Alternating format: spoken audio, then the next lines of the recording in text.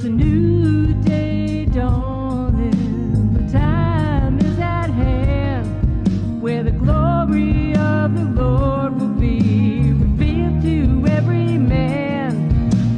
Open the door, open the door, open the door, and let the King of Glory in. Open the door, open the door, open the door, and let the King of Glory in. Oh, let the King of Glory in. Open up the door starts right now. So fling wide, you heavenly gates.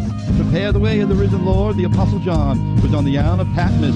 He was imprisoned for the testimony of Jesus Christ. And he heard a sound behind him. He said, behold, I looked, and there was a door standing open in heaven. And I heard a voice which was like a trumpet speaking with me, saying, come up here, and I will show you the things which must take place. That's what we need, my friends. We need a heavenly perspective of the things that are going on in the world around us. Those things which are taking place even now. The things which the Word of God told us would come to pass. That is what this broadcast is all about. Discussing the issues of the day, discerning the times from which we live from a biblical perspective and worldview. Good afternoon, everybody. Andy White here. What you are about to hear is the fusion of heart, mind, and soul. And I want to welcome everybody from all across the fruited plain and all around the spherical globe. Thanks for tuning in to this week's edition of Open Up the Doors. I am, of course, streaming live on my Facebook Open Up the Doors page over at facebook.com/faithfm91.7. If you want to join in the conversation over there on the Open Up the Doors page, go on over there. Let me know where you're watching from, where you're listening from, and join in the conversation over there and introduce yourself. If you never liked my page, please like the Open Up the Doors Facebook page over there at facebook.com. Faith FM 91.7. I'm looking to have as much of an interactive experience as possible, so I'll try and keep an eye on the comment stream as much as possible. If you'd like to input anything with a comment or a thought or a question, I will try and pay attention to that as I look at my monitors over there. I'm also streaming live on my personal page too, as an aside. But please share this into your streams. And invite people to open up the doors here. We are, I don't even know where to go with that one. You know what? I'm just going to hop on.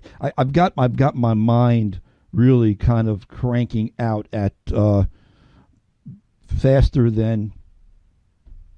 I've got so much on my plate, and sometimes it's just I don't know how to even begin.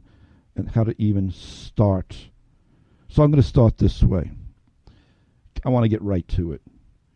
One of the big things that's going on in the media today, the big tempest in a teapot, if you will, is how Facebook deleted for the first time ever a post, and Twitter deleted as well, a post by President Trump. First time Facebook's ever deleted something of his, saying it violated their policies against spreading misinformation about the coronavirus. And it was from an interview on Fox News.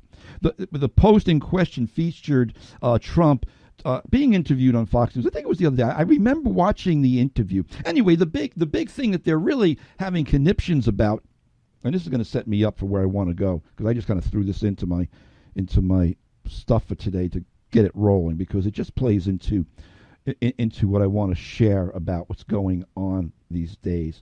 But in the interview, Trump said he used this terminology that children are virtually immune to the coronavirus. Well, I remember I was watching the interview, and I knew exactly what he meant in the context of the interview. It was an overstatement at best. But in the context, he was basically saying, when you look at the stats, that the coronavirus isn't, it's not killing kids like the flu. No kids. I think only 3 children in all of America have died from the coronavirus, and they had comorbidities.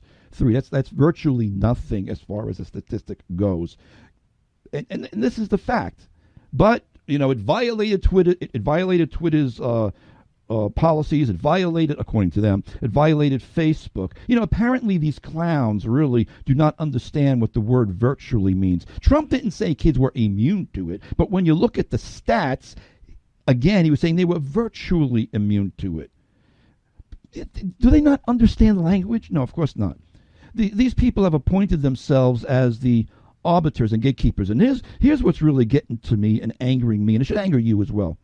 Because these people are appointing themselves as the arbiters and gatekeepers of what you are allowed to read and hear for yourself, as though we're not capable of evaluating information in the context in which it's being given. On top of that, what Trump said really statistically is true. Again, it was basically hyperbole. It wasn't misinformation at all whatsoever when you look at it in the context of things. But and this is really why I'm even kind of starting with this today, because I don't think the average American fully understands just how evil the leftist media mindset has become. It's not just mere bias anymore. It's outright disinformation and censorship of truth. And it's dangerous. It's literally killing people. You look around, and you see what's going on all around you, and you say to yourself, these people are playing games with the American people. The media is playing games with the American people. The tech and social networking companies, are playing games with people. The social media companies, they're playing games. The pundits, the politicians, they're playing games. But it's not a game, folks. It's a strategy. And that's what I want to talk to you about today. It's a strategy of war games. There's a war game, a strategy going on in the heavenly realms, and there's a strategy going on, a real strategy, a purposefully planned out strategy. Not a conspiracy theory, because you can look these things up. You can go over and look up, for instance, Agenda 2030 on the UN website. You could look up a project that went on back in October called Project 201, where it was a think tank, and there were members there, from the UN and from different agencies, where they were literally wargaming out what would happen in the next pandemic. And I don't want to go down that bunny trail, but my point is this. This is not about conspiracy theories. There's a real strategy going on. Folks, I want to tell you something. The war for America is real, and it's fully on. And it's really been on for a long time, honestly. But the Civil War is here. For a long time, people have been predicting a civil war. We've been watching forces that are trying to foment the division and the civil unrest in our country, and we've been looking at for how long? For 3 years, 4 years, we've been saying, "Oh, is a civil war coming? Is a civil war coming?" I want to tell you something, folks. The civil war is here. It's here. It's on. It's only a question of how hot and how intense it will get, because there are very real forces, very well organized, very intentional, very powerful people behind the scenes fomenting the division, as I just said, fomenting disorder and lawlessness and instability in America. Now, I want to say this, and I got some stuff I want to get to as the broadcast progresses, but I want to share a few things that are in my heart and my spirit. Because I really feel like every so often I got to put a context around what this broadcast has kind of evolved into over the years by the providence of the Lord. Because I know that there are those who say, what difference does it make with what's going on in this world or with America? This is not our home. And you're absolutely right. And I agree with the fact that this is not our home. But I don't want you to misconstrue my paying attention to these issues as me being too earthly minded or caught up with this world's system. It's just the opposite. I had a critic this past week sort of criticize me or impugn me to a certain degree, saying, why do I keep posting and talking about, quote unquote, what he deemed earthly, worldly news? Well, I'm going to tell you, I've been preaching for almost 40 years now. The gospel of salvation, the gospel of Jesus Christ. That Jesus is coming back. I believe Jesus is coming back in my lifetime, in our lifetime. I believe that we were brought forth for such a time as this. I don't want to be cliché-ish, but I really believe that. And I've been preaching for almost 40 years that America will fall.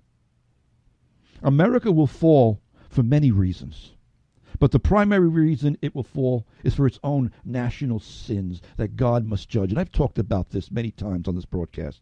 God will judge America for the innocent blood that it has shed. God will judge America for its breaking its covenant with Him, for turning its back on Him. God will judge America for all the abominations that it has not only condoned, but codified into its laws. And finally, God will remove America from being a world superpower. And I've been saying this for almost 40 years. Because when you understand the Word of God, when you look at the prophetic scenario and blueprint laid out in the Word of God, you know that America will cease from being a world superpower. America will be removed from the scene because it will fall into God's eschatological purposes. And I've shared this time and time and time again. America must be removed in order for the kingdom of the beast to arise. For the scripture says, who is able to make war against the beast? So I'm saying all that to say this, to my critics particularly. You are gravely mistaken if you think that me keeping up with the cultural issues and the news events of the day, or what you might deem as worldly news, is merely a preoccupation on my part with this world system. No. Nothing could be further from the truth. No, it's me keeping a watchful eye on what Jesus called the signs of the times. It's about what I've said many times through the years on this broadcast, that the geopolitical maneuverings and machinations of both men and nations are nothing more than the prophetic determinations and purposes of the living God. So, if you listen to this broadcast, or follow and watch the things that I post on social media, and think I'm merely being political, you have completely missed the point. I don't know what more to say. You cannot really understand me or this ministry or this broadcast if you completely miss the point. If you don't understand my worldview and where I'm coming from. Because, brothers and sisters, nothing is being done in a vacuum. There is a strategy being implemented by the enemies of America and the enemies of both God and the truth. Nevertheless, it's all being used to fulfill the divine purposes of God's own agenda. Everyone's got an agenda, and God's got an agenda. And His agenda is the only one that's going to be fully and completely, what's the word I want to use? Fully and completely realized. God's purposes will come to pass. But what we need to be doing as a prophetic people in the last days is to be able to discern the times and to connect the dots. And that's what I try to do on this broadcast. Now, I've said all that to say this. One of the most important tactics in fighting a war, because we are in a war, one of the most important tactics in fighting a war. I don't know why my throat is so dry. Excuse me. I got to take a sip of water here. My throat just got really dry. Forgive me. But one of the most important tactics in fighting a war is the control of information and the use of propaganda. Let that sink in. It shouldn't really be a revelation, but when you look at what's going on around us, you can see just how important this tactic is. controlling the information, controlling the narrative, using propaganda. And in today's world, both those elements, the control of information and the use of propaganda, both of those elements are in a place and in a position because of technology to be more dangerous than any time in the past. We have a mainstream media that has been taken over by leftists and by people who truly hate. They truly hate the way this country has been constituted. We have media tech giants who literally control the flow of information. That's why I wanted to bring up this newest I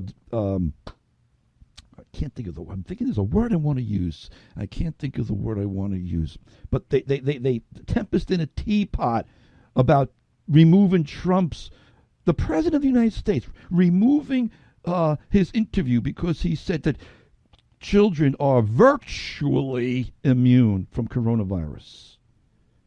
Well, again, it might have been an overstatement, not to rehash that. But it was stated in a context, and we're adults. We should be able to hear and to listen to what people are saying, whether we agree with them or not. But again, I don't want to beat that horse to death. But this is the point. We have media tech giants who literally want to control and do control the flow of information, and who, along with their cohorts in the mainstream media, seek to control the narrative. We don't want Trump saying that kids are immune from coronavirus, because you know why? Because the big debate right now is reopening schools in September. Schools all over the planet have reopened. The data is in. I've been shouting this from the rooftops for weeks. The data is in. The studies are in.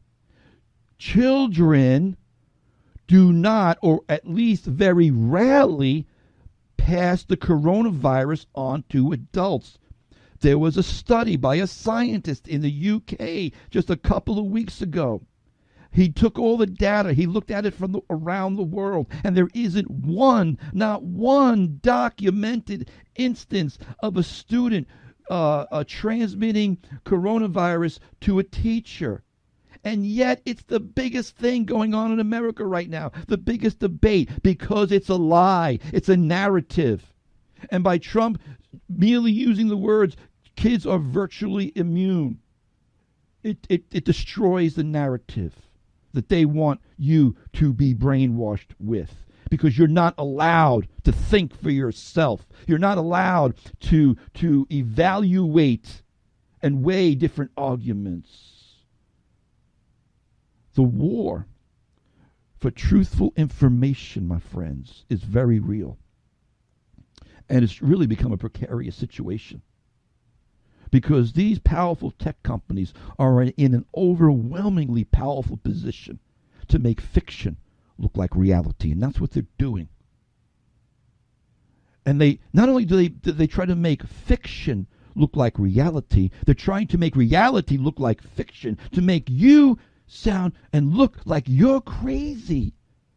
Oh, those crazy conservatives, those crazy Christians. You know, we're the ones being called science deniers, when in fact we're the ones that are going by the science.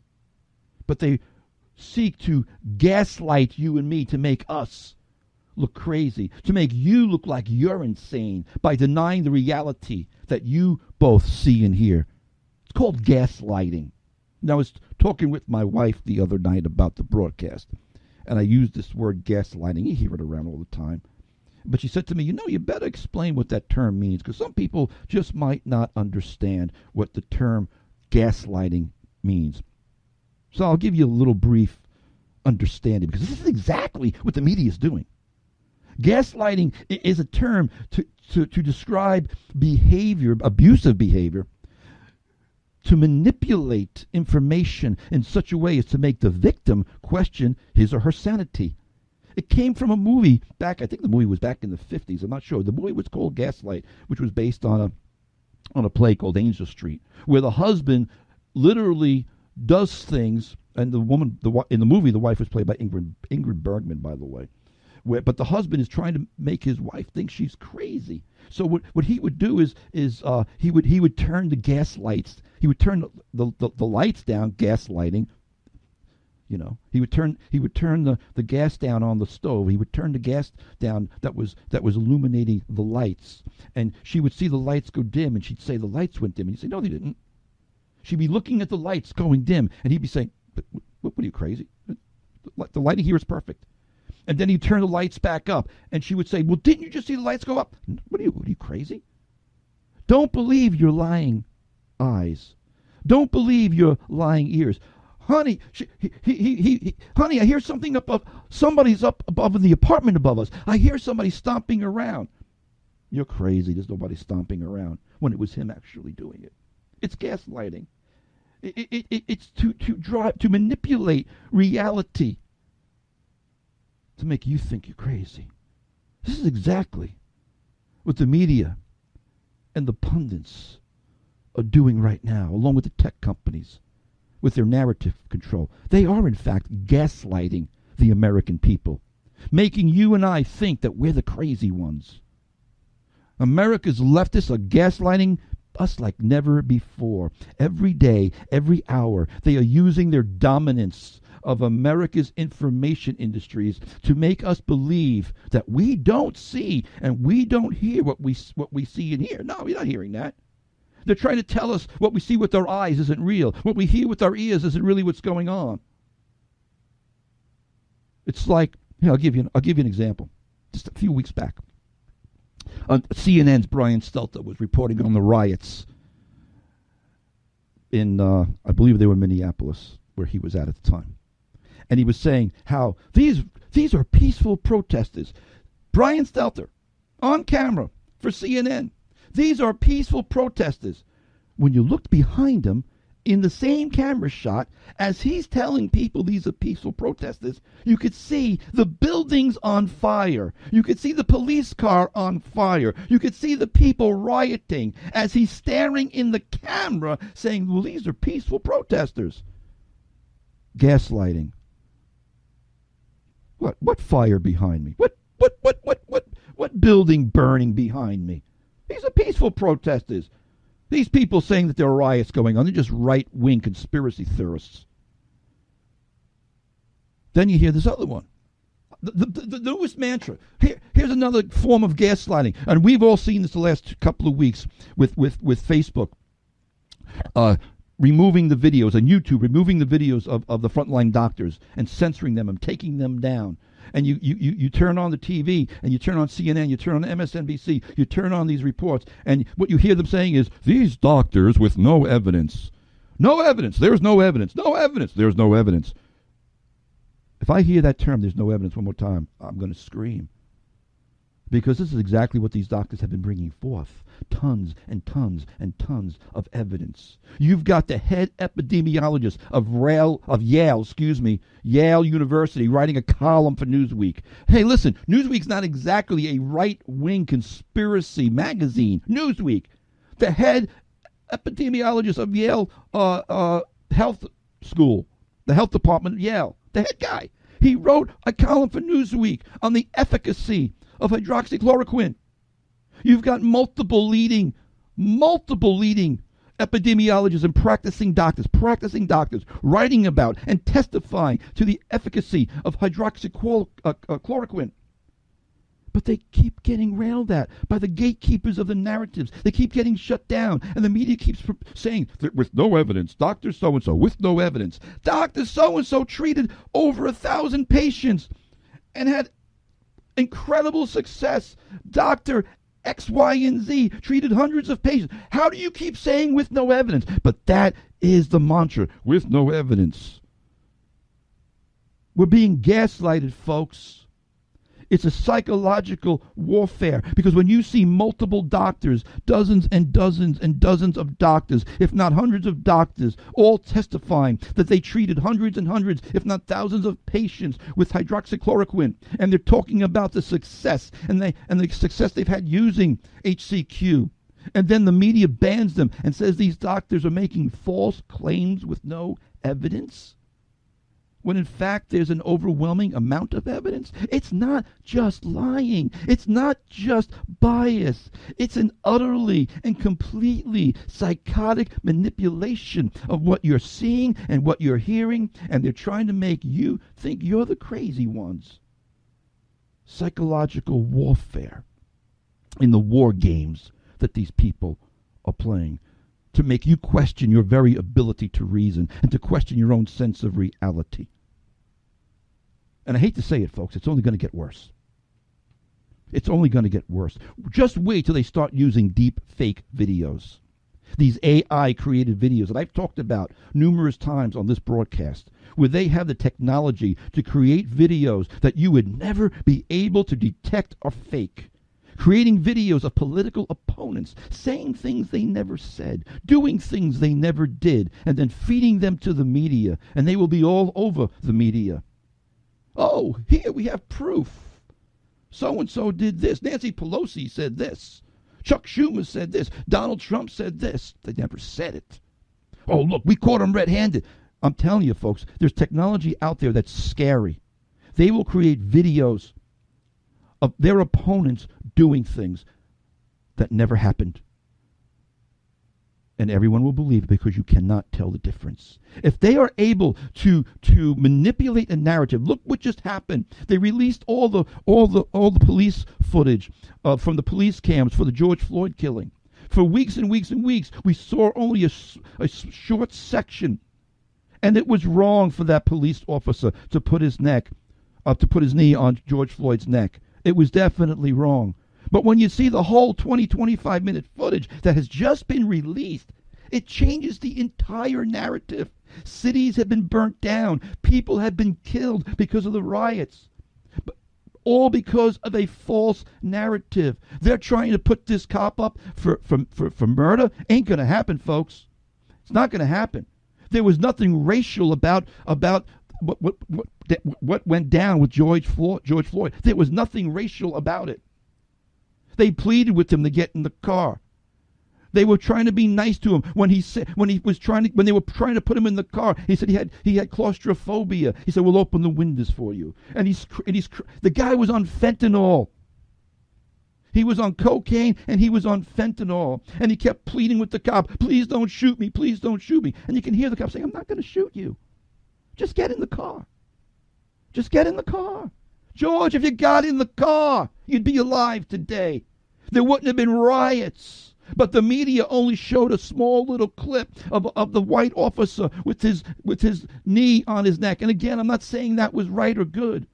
But the cop that was trying to put George Floyd into the car was a black cop. There was nothing racial going on in this at all.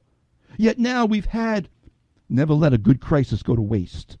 For the last several months, we've had an uprising with the BLM movement, all based on a myth, on a narrative, on a short piece of a real clip. I'm saying all that to say this: if they're able to do all the damage that they've done using an actual incident with real footage, though just selectively put out into the media, what's going to happen when they're able to use deep fake videos? And I've got to take a break.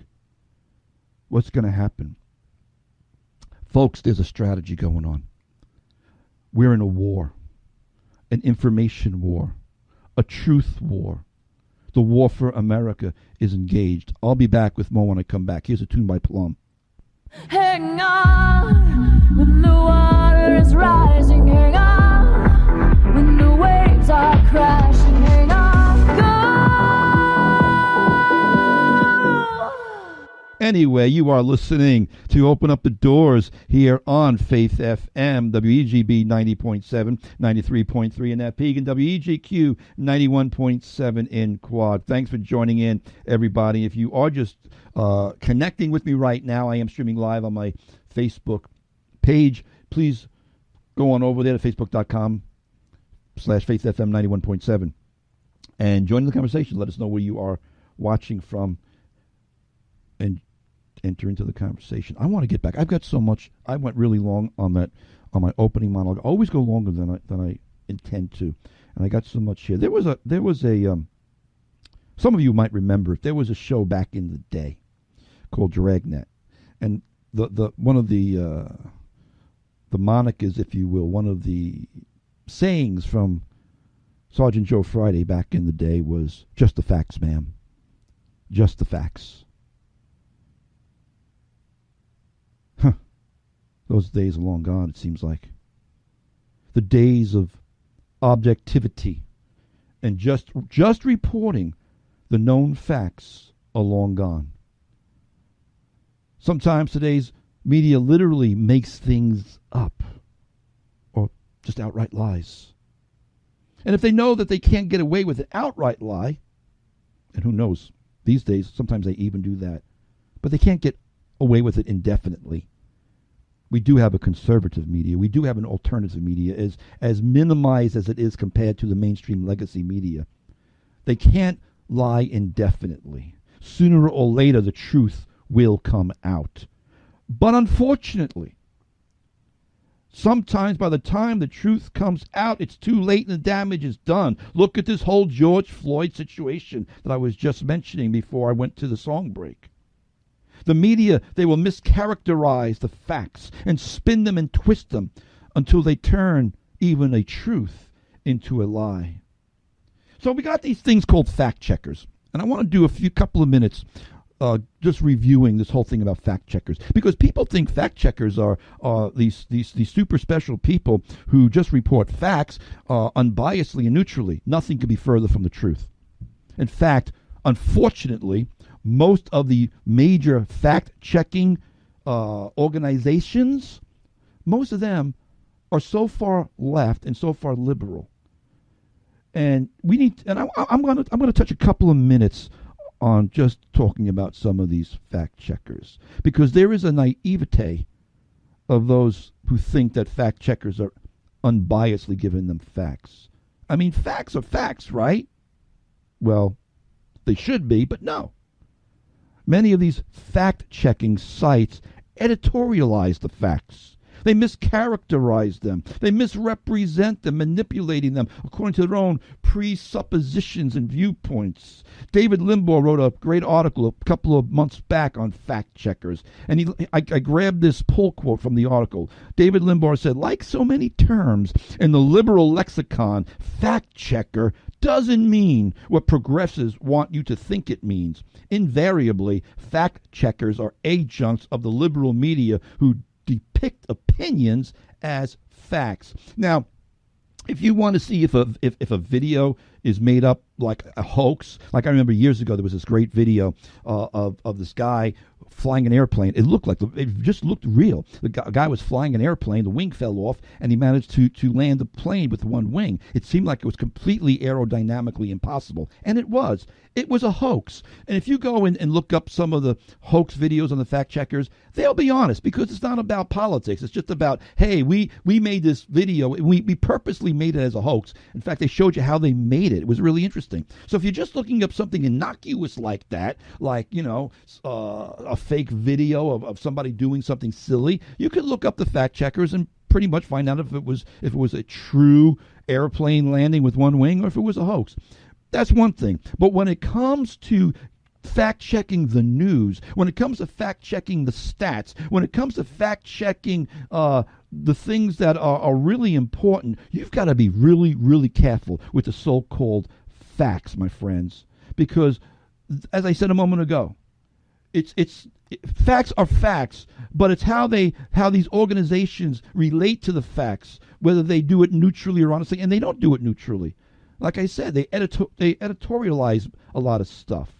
And so I've been spending some time looking up who some of the best fact checkers are, and sadly, there's precious few. Discernment is needed in these days, my friends. Discernment is needed. Discernment is a must. Because I hate to say this, but really, I know I don't mean to offend anybody. I really don't. But Christians, and I'm a Christian, but sadly, us Christians can be some of the most gullible people on planet Earth. Just because you want something to be true because it fits your narrative doesn't make it true, brothers and sisters. Truth is truth, and facts are facts if you don't manipulate them. Just because you want to believe something is true doesn't make it true. But with all that's going on, especially now because it's been heightened up, and it's part of the war game strategy, trust me, I'm going somewhere with this if I don't run out of time. We know about Snopes. Most of us already know Snopes is biased. But then we've been looking at, I see a lot of people using factcheck.org. Factcheck.org is even worse than Snopes. Factcheck.org is run by totally liberal, progressive, far-left people. You've got factcheck.org. You've got PolitiFact. I'm just going to share a little bit from my own experience.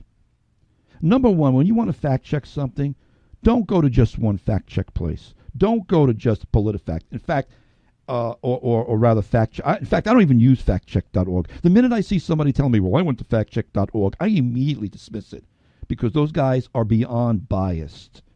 They literally twist. I've read many things put out by them. They literally twist truth. They literally take things that actually happened and then editorialize them, mischaracterize them, and say, well, our conclusion is that this is false. When the facts weren't false. The way you're characterizing them is. Now, just as a personal thing for me, if I can give you some tips, all of them are pretty biased. But I have found Reuters fact-checking to be, again, relatively speaking, I have found Reuters fact-checking to be reasonably balanced and reasonably neutral, believe it or not, even though Reuters is another mainstream liberal media organization. Yet they're fact-checking from my own personal experience. I find Reuters to be the one I tend to go to.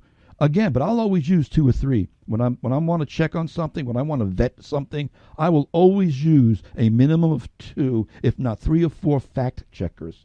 And Reuters, I have found personally, are reasonably decent. They really are. Now, I looked up the other day, yesterday as a matter of fact, the top 10 fact-checking organizations that this one site said was their top 10. Interestingly enough, Snopes wasn't even in their top 10. But all these other liberal ones were. They had PolitiFact, they had factcheck.org like number 2, PolitiFact like number 3, the Washington Post fact checkers they had down there at like number 10. But it was really funny because I'm looking at these and I'm like, none of these are unbiased. They're all biased. But I looked up something very special, and I'm running out of time. I got to abbreviate this because it's something really important I want to get into the next block. But they're supposed to be independent fact checkers. They're supposed to be unbiased and neutral, but they're not even close. We've seen all these lately on Facebook where they're blocking videos and they're saying, we have found this content to be partly false, or this is false, by our independent fact checkers.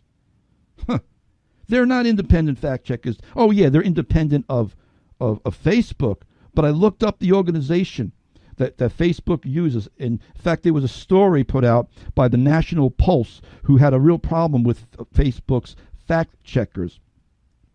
It says whenever someone shares a story on Facebook, they see a message that reads independent fact checkers at Lead Stories. Lead Stories is the fact checking source that Facebook uses. Lead Stories say information on your post is partly false. To stop the spread of false news, we've added a notice to your post. I bet you a lot of you have seen that. I've seen it. I'm sure you have. The message then goes on to say all fact checkers who partner with Facebook must be signatories of the International Fact Checking Network and follow their code of principles. What a joke. That is the ICFN. Okay, they have principles, but they don't abide by them. And the International Fact Checking Network is owned by an organization called where is it? I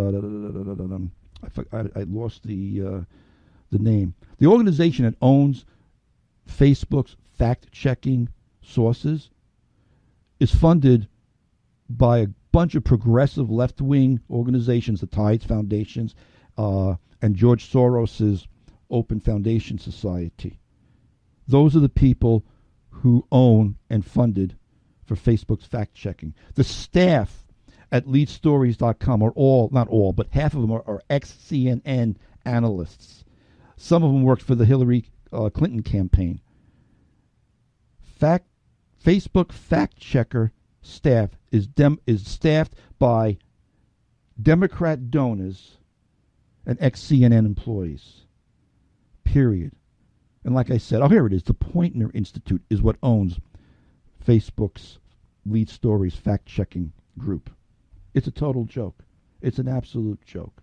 And as I'm reading this, and I'm going to go to a break right now, but I'm reading through the story yesterday, and I'm really capsulizing it just to give you guys some tips and to awaken you to the fact that you can't even trust the fact checkers. It's all about the flow of information, like I said at the top of the broadcast today.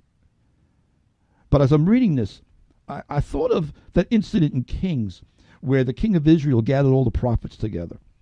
And it says in 1 Kings, and the king of Israel gathered the prophets together, about 400 men, and said to them, shall I go against Ramoth Gilead to fight, or shall I refrain? So they said, go up, for the Lord will deliver it to the hand of the king. So all these 400 prophets were telling the king everything he wanted to know. And there was Jehoshaphat. It's like I could see Jehoshaphat, just face-palming himself. And he says, is there not a prophet of the Lord here, that we may inquire of him? So the king of Israel said to Jehoshaphat, there is still one man, Micaiah, the son of Imlah, by whom we may require of the Lord. But I hate him, because he does not prophesy good concerning me, but evil. As I'm reading the story about all these different fact checkers, I thought of this, because it was like, we're gonna bring all these people together, and all of them, it's like a web of deceit. They're all almost saying the same thing. They're all like reading each other's narratives. And I'm looking at this and I'm saying, is there not at least one good neutral fact checker that we can find? None in all of Israel. I say that as a little bit of humor, but to show you kind of like something's never changed. Something's never changed. The rulers just want to hear what they want to hear. And they will gather unto themselves prophets or fact checkers to twist the facts and tell them what their itching ears want to hear. I got to take a break. I'll be back with much more after this. Stick around. Here's Rick Pino. A great tune for today. Haven't played this tune in a while. Come make war. Brothers and sisters, we are in a war. Stick around. I'll be right back.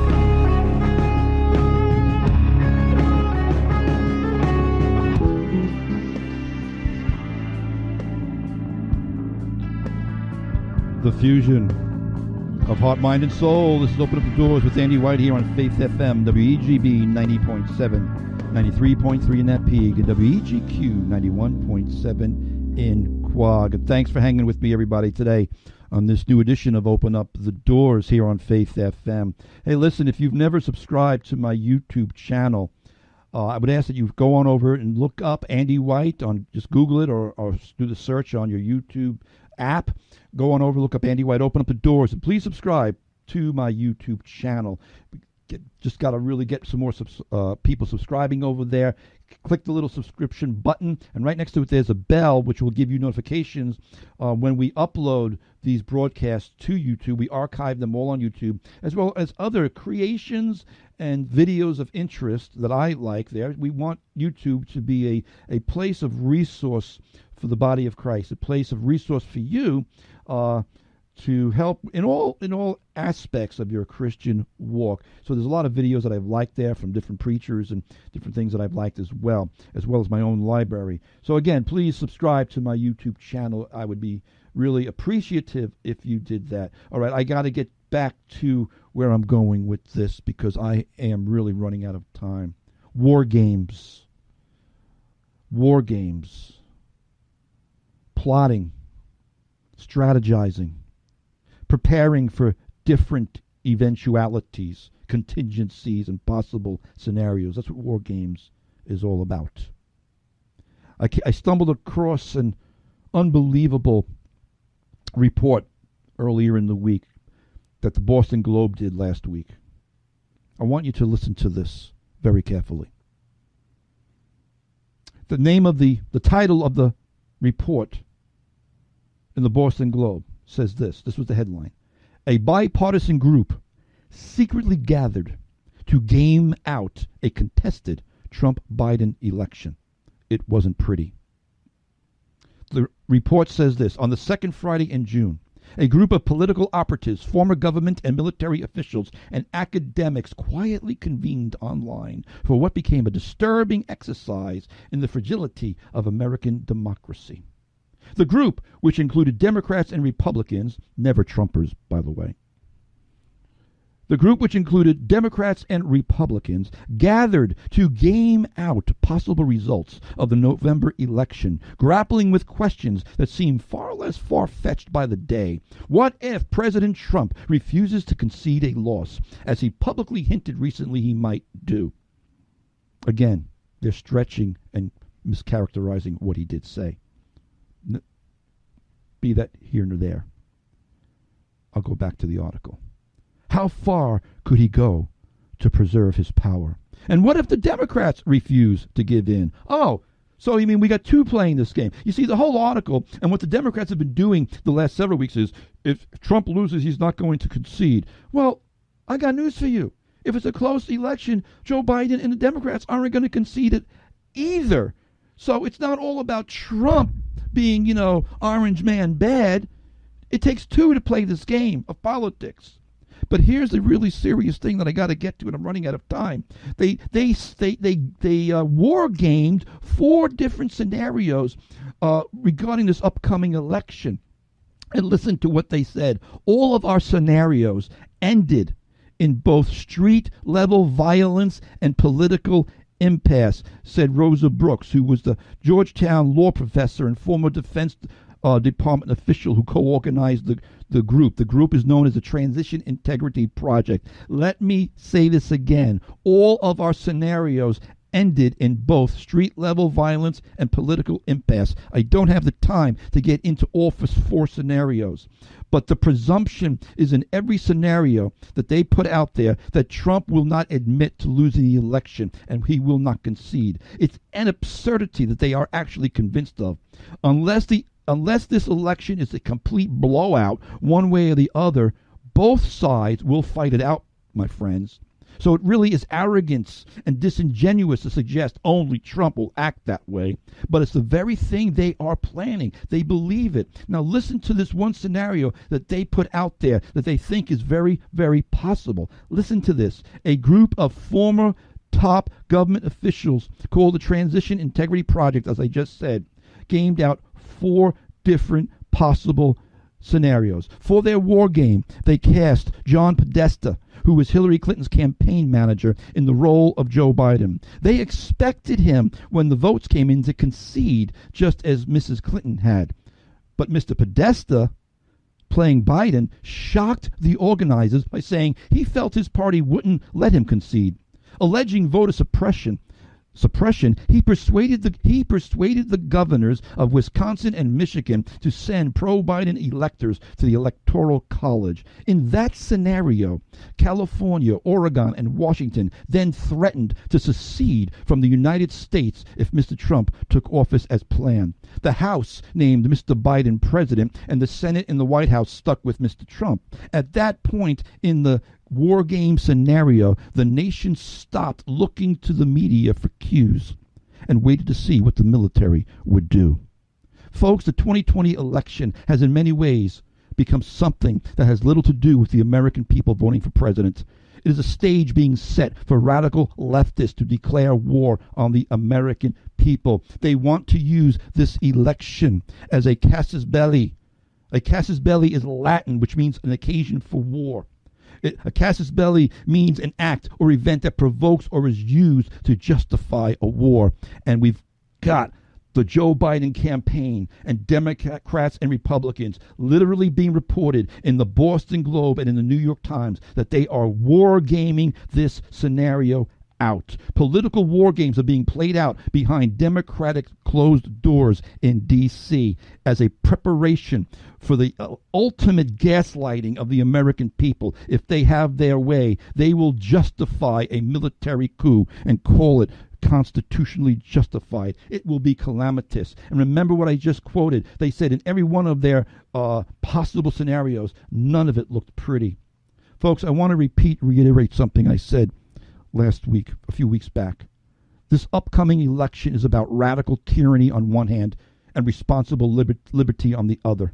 This upcoming election is not and cannot be about the personalities. It's not about, nor can it be about Donald Trump or Biden as individuals. It's beyond that. They are merely symbols of two diametrically opposed world views. That's it. That's the choice. Liberty or tyranny.